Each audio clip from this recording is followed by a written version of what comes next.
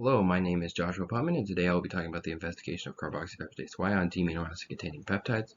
Carboxypeptidase Y, or CPY, hydrolyzes peptides from the C-terminus, allowing for the exposure of D-amino acids to facilitate the preconcentration through a chiral stationary phase. AQC and derivatization was used on all of these peptides, as it improved the hydrolysis as well as the analysis on LCMS. I'd like to point your attention towards Figure 1. You'll notice that on the top we have the hydrolysis of valine proline, and then we have on the bottom the AQC derivatized valine proline hydrolysis. You'll notice that there is no change in the peak area of the valine proline for the hydrolysis after 24 hours. This is because it does not have an AQC reagent attached to its N-terminus. However, whenever we attach the AQC reagent, we see that not only is there complete hydrolysis, but there's significantly better peak shape for LCMS, which allows for a better analytical method. D-amino acid containing peptides are isobaric to their apomeric counterparts, making analysis through traditional means difficult. This is because they have the same mass, so things like MS sequencing won't be able to tell the difference between a D-amino acid and an L-amino acid, making the detection of these D-amino acid containing peptides impossible. D-amino acid and D-amino acid containing peptides have been linked to multiple diseases, including Alzheimer's disease, blood clotting problems in the elderly, and cancer. D-amino acids and D-amino acid containing peptides are around 25 times less abundant in the human body, making it difficult without some form of concentration to detect them. Methods need to be developed in order to determine the role these D-amino acid containing peptides play in these biological systems and what possibly these diseases. The method we used to analyze these peptides with CPY was we started with an AQC reagent from waters. We would AQC tag our peptides. Then after we AQC tag them, we then mix them with enzyme and MES buffer, let them digest at 37 degrees C for the given amount of time we were looking at. Then we take those samples and then we filter them through a 3 kilodalton mass cutoff filter to separate off the enzyme.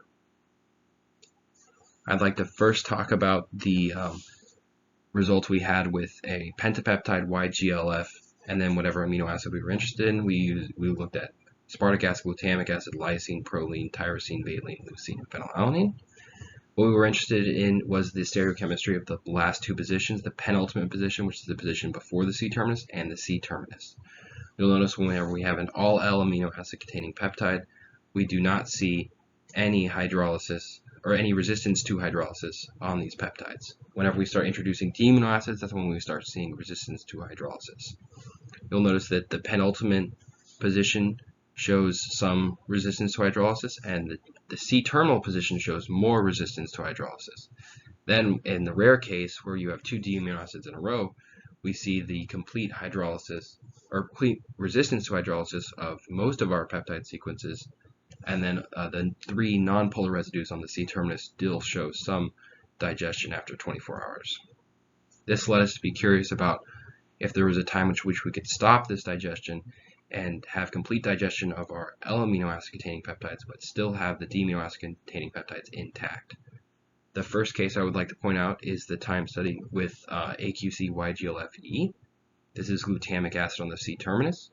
What you'll notice here is after 20 minutes of digestion, we see the near complete digestion of the all L-amino acid containing peptide with hardly any digestion of the D-terminal glutamic acid peptide. If the digestion is allowed to continue, eventually it will digest more, but at 20 minutes would be a good stopping point where we could get out this D-amino acid containing peptide and not have any of the L-amino acid containing peptide remaining in solution. Another thing we were curious about was how the penultimate D was affecting the digestion of the tetrapeptide, which is after the L-amino acid has been removed from the pentapeptide. What happens to this tetrapeptide with the D-amino acid on the C-terminus? For this, we looked at YGLFF, and what we saw was that after 20 minutes of digestion, we see an accumulation of this tetrapeptide in solution. This means that at 20 minutes, we could potentially stop this digestion and concentrate out this YGLF D-terminal phenylalanine.